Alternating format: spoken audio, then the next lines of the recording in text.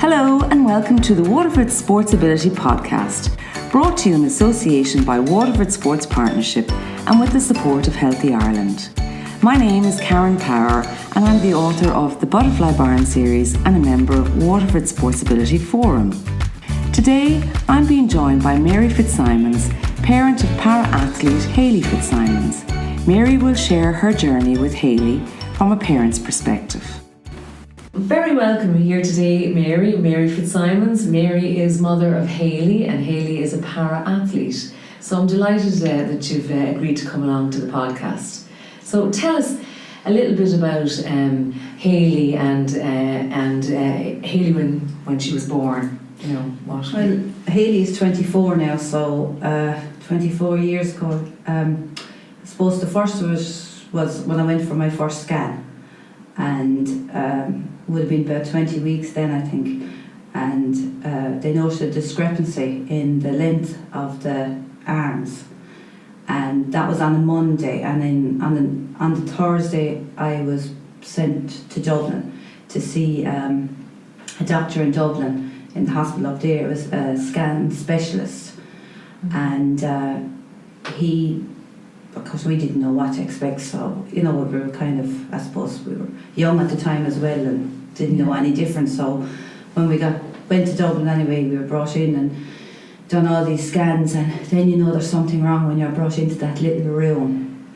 And the doctor, he was a lovely doctor, he was a really, really nice doctor, and we had never heard of the word achondroplasia before, so when he said that to us, it didn't mean anything to us. So we were kind of looking at him bewildered, and his words were, and people find this very hard, I think, when they hear it today, but I can understand why he said it at the time. He said, best way, he said, I can explain it to you, he said, is a circus dwarf. That's the way it was put. Okay. Now, he didn't mean it in a nasty way or a bad way or anything like that. It was just, I suppose it was simple terms for us, because when you hear this big word, it wouldn't have meant anything to us. So we went, okay. And then he said, a lot of children born with this condition don't survive for long outside the womb because of the whole makeup of the ribs, and because it is a bone, associated with a bone thing, like more than anything else. So of course, I can't even remember coming home from Dublin. Okay. And came home, I suppose, then we had to break the news to everyone else, and every month then it was back to Dublin, more scans, and did they get it wrong? And so when I actually went to have Hayley, they said that they were going to bring me in, they were going to do a section because they didn't know what to expect. They had said there was no child born in Waterford with the condition, where I found out after there was, but there was just didn't seem to be a record of things, but I was there, according to their dates I was overdue, and they brought me in every day and they monitored me in Waterford. And I'll always remember Tuesday they said, go home, come back in, we'll section you in the morning. And when I was leaving, I had these niggly pains. By the time I got home, I was in labour. I'm back in again. And they sectioned me, it was actually a Wednesday, they sectioned me Wednesday evening. And of course Hayley was taken away straight away because they didn't know what to expect, so straight to be examined and what have you. But I was brought to the room, and then I was put into a wheelchair, and I was brought down because she was brought to neonates, and I was brought down there to see her. And I'll always remember looking in through the window, and she was a big baby. They told me she'd be about 7'2", which they were saying would be a good weight for a baby with the condition they were expecting her to have. She was actually 10'1¼ , so she was a big baby. And when I went down, I remember looking, and I went, I can't see anything wrong. In my head, I just kept saying I couldn't see anything wrong. Now, when you look back at photographs and you see, the baby grows on her, and they were tucked in under her legs, because she couldn't fill them, you get even the premature clothes wouldn't fit her, But I suppose, I thinking back on it, we did panic and, oh, what are we going to do? And she was down in neonates, I was up in the ward, and I had to go down to see her because she wasn't allowed up to me, and it was Christmas time, which made it harder. And I had another like 2.5-year-old at home, and it was my first Christmas being away from her. But then we got her home, and you know, she was a baby. I never ever had a night feed with her. Never had a night feed with her. She used to go to bed at 10 o'clock. I'd have to wake her maybe at 9 or 10 o'clock the following morning. Never had to get up with her in the night time. Yeah. And everything, she was, you know, she was really, really good baby, like a really good baby. The only problem she had, alright, was she suffered with a lot of, as she got older, she used to get a lot of chest infections. But we put that down to every time she cut a tooth to that. But ears was a big thing. She suffered an awful lot with her ears. So every time there was an ear infection, there was a chest infection, or vice versa, the other way around. It was always, so it was antibiotics nearly 2 or 3 times a month for these ear infections. But it's like everything else, then you have your waiting list, and we had someone come to the house to do, because when she was about 2.5, we noticed her speech wasn't coming on. And Kelly, the older girl, always kind of knew what she wanted. Everything was a kind of a mumble, muffled with her when she used to talk. So we had a specialist come out to the house because the waiting list was so long, you know, and didn't want to be holding her back, like, so they came out and they said the way she was hearing was like somebody underwater, and that's the way she was repeating it back. But when she got the first set of grommets in, it was like somebody opened a window, just fantastic. Everything just, you know, her speech came on in leaps and bounds. She had no problem. Brilliant. But she ended up having to get 9 lots of grommets as time went on, because they'd stay in for so long, then they'd fall out, and then we'd be back to square one again. But touch wood, she hasn't had grommets now in years. Now her hearing wouldn't be like if Hayley's in front of you and you're behind and you're talking, or you're in front and she's behind, and you don't look around or talk really loud, she can miss it. But she's learned to compensate. Like when she's sitting, she can nearly read lips, you know, but it never held her back. Brilliant. Never ever held her back, like, you know. She's really, you know, there was nothing really would hold her back. No. You know, so resilience. But at the time when Hayley, like, we knew no one else that had a child with Hayley's condition. No. Just to give people a feeling, like, so this condition, like, you know, you were told there was nobody else born in Waterford with it. So it was going to be, you felt alone nearly in that sense, or were you too busy to be thinking even? I think we were probably too busy, and you know, they always say to you, don't go on the internet, don't Google it, but it's the first thing you do. And of course you get the worst case scenarios when you do that, like, you know, but you kind of know too what signs to look out for, I suppose, you know. But as you said, Hayley's condition, the only thing is Hayley is, it is dwarfism. It is one of it's the most common form of dwarfism that there is. And it's achondroplasia, they call it. And what it is short arms and short legs. The average height for a man would be maybe 4'1", 4'2". The average height for a woman would be, you know, 3'9", 3. You know, maybe up to 4. It all depends, I think, as well. A lot goes on family history. If there's tall people in there, get that extra little bit of a stretch kind of a thing. You know, but I mean, as Hayley'd say, well, I'm 121 centimetres off the minute. You know? But like that, we knew of no one that had it. But there was a family, just happened to be on the Late Late Show, the Burkes, and the husband had the condition. And they have 5 kids now, but their first child, Sinead, she had the condition as well. But his wife was average height. And they were on the Late Late Show, and they were talking about it, and, you know, and from that we got in touch, and we ended up with, I think it was 5 families in all. Fantastic. And we met up in Galway. We drove to Galway. Brilliant. And there's There's 200 and something families in the association. There's the Little People of Ireland, and people, if you're doing anything online and you put in Little People of Ireland, they stop your card because they think you're, it's a joke. Like, right. They were the Restricted Growth Association, but because all other countries go under Little People of America and Little People of Germany, they went with the Little People of Ireland. Right. But they started this association, and every year in the end of October, beginning of November, we have a convention for a weekend.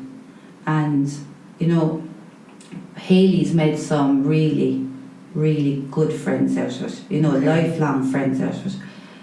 But we have as well. I think it's hugely important. Yeah, it's we say every year, sure, Hayley, you could go off on your own now, you don't need us to go.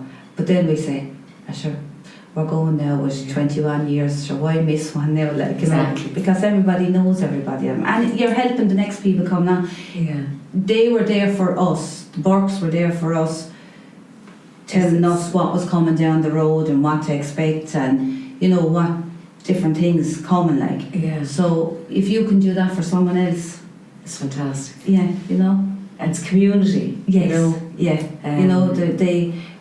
Chris Burke's daughter now, she's to being voted, what was it, for the Vogue and the 10 most up and coming women in the world. Oh, fantastic. She's a teacher. She travels all around the world with it's all to do with fashion. For people, we say, can't even think of the word now she uses for it. Like people that not the norm. Okay. Inclusive for people with disabilities. Fashion for that. That's what she promotes as she's traveling all over. So it's like you've reached out really. You could have just not made the call that time to the Burkes, where you just took a decision, right? Okay, hang on, let's connect. Yeah. And so in terms of that, how did the sports? How did that come into Hayley's life? In 2009, the World Dwarf Games was held up in Belfast, and at the same time there was a film being made up there, and they were looking for people with Hayley's condition, we say, for this film. And we were asked, she was asked would she be interested in taking part. So you're kind of a bit wary, like when with things like that, you're kind of saying to yourself, don't know now. But how old was she then? Just to give me kind of. That was 2009. So how many years ago? Where are we? 10. Yeah, she would. Yeah, 10. She's 24 now. Covered.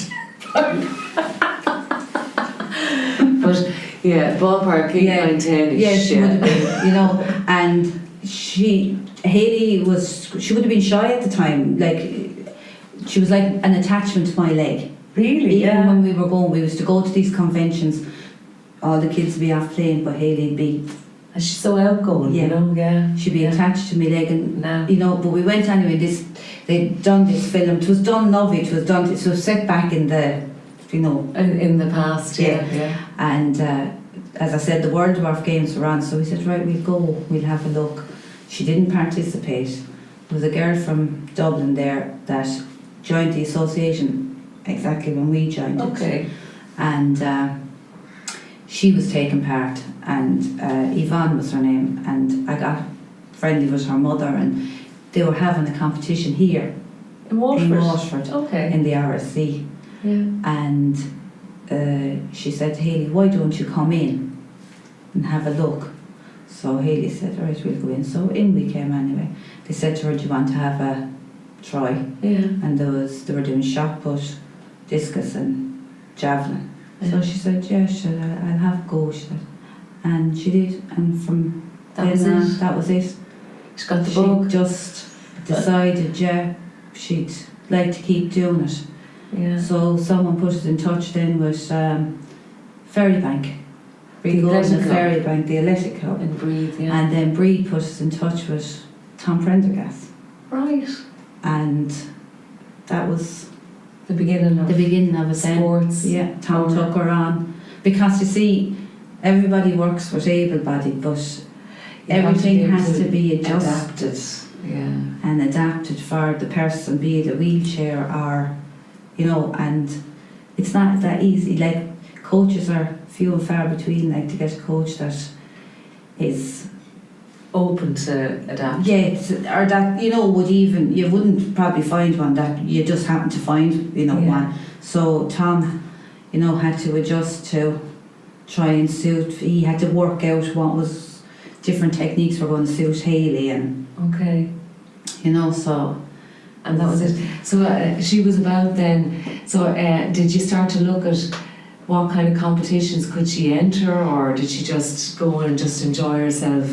Well, we became members of the Irish Wheelchair Association. Okay, right. And they run home competitions. You could be in Templemore 1 week, and then maybe 3 weeks on you could be above in Dublin in Santry, and they have one in Waterford here every year. They have one in Cork in September, and to different competitions. Okay. So the next thing was then finding competition, because as I said, there was Hayley and there was Yvonne and there was a girl Gina, and then there was Sinead from Galway. So they were between trying to get the age in, and and see, then as I said to you, Hayley's condition is the most common form of it. But then when you're in, there's like Hayley would be an F40. F standing for field, and 40 being the like you'd have an under 21 and an under 20 or whatever the case would be, but 40 would be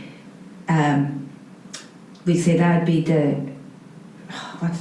what do they call it? The category. Yes. Yeah. So anyone above a certain height or below a certain height is the F40, and then once you go over, you're competing against another 126. You're going into the taller dwarfs, for want of a better word, right. And they're an F41. Okay. So as I said to you, there's, as much as there seems to be a lot when we go to the convention, not everyone is involved in sports, so you don't have the same competition.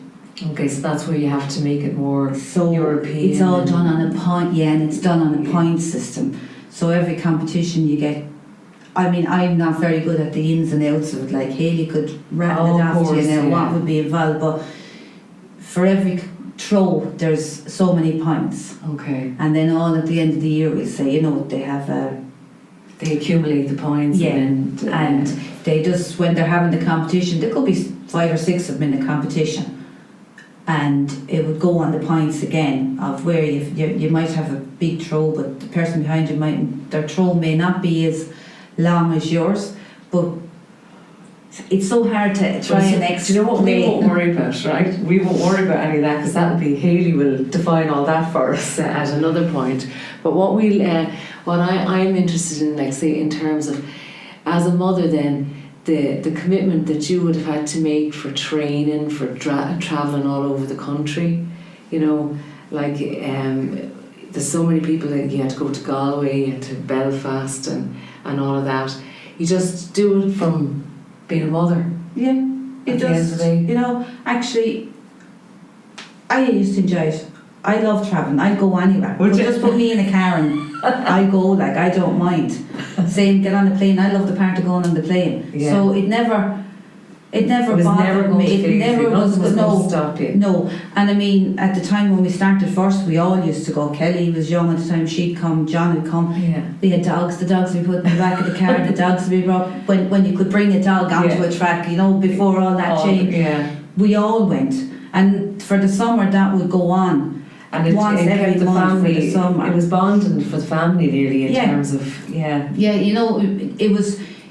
Sometimes you would go and you might stay overnight. We have a caravan, right? And if the weather was good at all, we'd leave the night before, and we'd drive up, find a campsite, we'd stay there for the night. Perfect. Make a trip of it, make a holiday of it every time. But it was never, never. And then when it started getting really serious, when she started to go away, foreign, and. you kind of say to yourself, yeah, this. And everyone thinks when you go out foreign, like it's great part. It's not. It's not. It's every day, because even when they're not competing, They're training. they have a training session every morning or every evening. So you're going to the track every day. Yeah. There's not a lot of times they never see outside the track. Yeah. They could be gone for 7 days, but all they see is the hotel, what they see on the bus going to the track and back in, And because back they in. have curfews and the whole lot. Then They're it's, yeah. it's serious full-time Yeah, training. it is, yeah. Yeah. But it has opened up her world and yours. Oh, I always say that people be saying, you're great, And I say, no, we wouldn't see probably half of what we've seen only for Hayley. I've been to Dubai, I've been to Prague, I've been to Canada, I've been to America, because as well as that, then they have every 4 years, like the Olympics and the Paralympics, they have the World Dwarf Games. Fantastic. They had them in Belfast, and they had them in 2013. We had them in America. We went to America with her. Fantastic. Then 17 we had them in Canada, so we went to Canada with her. Now the thing about it is, I suppose the downside to it is you have to self-fund it all. Oh. Now I don't mind self-funding for ourselves, but even Hayley, Yeah. she has to pay her own way. There's no funding. There's no funding available for them. So only for the people of Portlaw, Kilmacthomas, Waterford, Tramore, they've all done fundraisers. Fantastic. They're people I wouldn't even know, but maybe John's sister would know someone that would do a quiz night or stuff like that. It's all people will be saying, "Oh, sure, are you off again now?" But I don't go out. Yeah. I don't drink as such. I don't smoke. Yeah. So everything is is is for her. like Kelly played an awful lot of sport when she was young. She played, and so there was always kind of sport Sport is in your lives. in the house, always Yeah. But as I said, it's all Would you think that sport has been a huge part of your life in terms of? Oh, yeah. Yeah. Yeah, I suppose it was a natural thing with Kelly, because she'd done them all in school. She'd done the hockey, she'd done the soccer, she'd done the camogie, she'd done it with clubs. The whole lot, and it was always we always went to the matches. Did you find it hard, because there's only 2.5 years between them? Is it 2 years between them? Yeah. Did you find it hard that Kelly was able to do all the things and be included, but for Hayley, like for her to play a game of camogie with the others, how did that work? She did actually. When she went to secondary school, she joined, of course, because that's Hayley. She joined the camogie club, she joined the soccer club, and she joined the hockey club. So we were trying to look, the smaller hurleys and looking for what could we cut the end off that hockey stick now, stuff like that. The only downside with all of them things were they're all team sports. Right. And if a school or whatever is going out to win a championships or whatever the case may be, she wasn't going to be the fastest in the thing. But I have to say, they always included her. I was going to ask that question. Yeah. Was she included? There was the soccer teacher in the school. He'd always, he'd throw her in, or he'd say, even if she wasn't playing, he'd say, "You're on the bus. You're on the bus. You're on the bus." to get, to bring her. And the sport was in her anyway. Yeah. See, the disciplines Hayley does, shot put, javelin, discus, they're not in schools. They're individual. They're not. They're an individual sport, so they're not in schools. In schools, so you have to kind of find, she was never going to be do anything major with the team sports, because it just they are team sports, and that's they it. are. Having said that, in the World Dwarf Games, they have basketball, they have hockey, they have soccer, they have them all. But you see, everyone is on a level playing field. Everyone is the same. Yeah. They have all the equipment for everyone, and they're all the same, more or less the same height going out, the same speed. They're all working off the same Yeah. You know, Yeah. so that it works for that. Yeah. But if you're living in the south of Ireland, you're not going to be able to produce a team. No. Yeah. You know, even for competitions for Hayley, if she was to go, she would never win at an able-bodied competition, because sure, they're throwing It's a different thing. Yeah, you know, they may all be throwing the same weight in a 3 kg or whatever in a shot, like, but they're going to throw. They've got the long arms, the long legs, so they've got that advantage straight off. But it's great competition for her because it does test her. You know, she goes and joins into that. She goes and joins in. She knows she's never disappointed. She knows she's not going to win. She just wants to improve on what she's doing. I love it. Yeah, that's so what she's she with wants. Ferrybank doing that. Does she do her training out here in Waterford, or does she go would she train with the Ferrybank club still, or how does that? Not really. She kind of does it individually with Tom. That's how she would train with Tom. Now he would have able-bodied people maybe training with him as well, and it could be here or it could be out in Carriganore. Okay. And then she goes to the gym and she does her sessions in the gym. And then the Irish Wheelchair Association, there's a man, Pat Furlong. He's with the Irish Wheelchair Association. He's worked with Orla Barry, who was a Paralympian. She retired this year. He's worked with a lot of people like that, but he has training sessions throughout the year. Like, we used to drive to Ramsgrange so many weekends, you know, in the year to do training sessions in Ramsgrange or that. So, you know, so she's getting plenty of training that way. But she's also training with what we say able-bodied people. Yes. So she can. Yeah, so it's sociable. That's very sociable. So she's probably after meeting loads of people who are into athletics, you know, making friends and widening her circle in every sense. Yeah. You know, but it's a very sociable. You know, I mean, she's after winning 3 years now. She's after winning Park Hotel Award for certain months, like, you know, for December. She won one for Sports Person of the Year. Sports Person for the month of December. Yeah. Then she done one, but she's won that 3 years. She's been chosen to be the sports person for the month. Like, you know, she's won, you know, a lot of stuff. She's determined. Yeah. And tell me, what's her goal now into the future? Well, at the minute now she's doing her masters in Cork. Excellent. What's she studying? She's doing. She have an MA in child. Now you're going to get me now on this one, because children in the arts and sports education, I think it is. It's something I never get it right. Oh, we'll have to have her in for the podcast. But even for that, you'll have to. We'll have her. But she'll anything she's done like that, it's always been sports. There's always sports involved in it. Yeah. So her masters is finished hopefully in October. Okay. But I suppose her aim would be, as I suppose anyone that's into, is the Paralympics. You know, so. And training wise now, she'd be training every day or every other day. Well, I know she's studying now at the moment. Well, no, she's still training, but she's not training with anybody on account of the COVID. But she joined the 90-day Joe Wicks. Right. Oh yeah. And believe you me, she's just focused on that. Okay.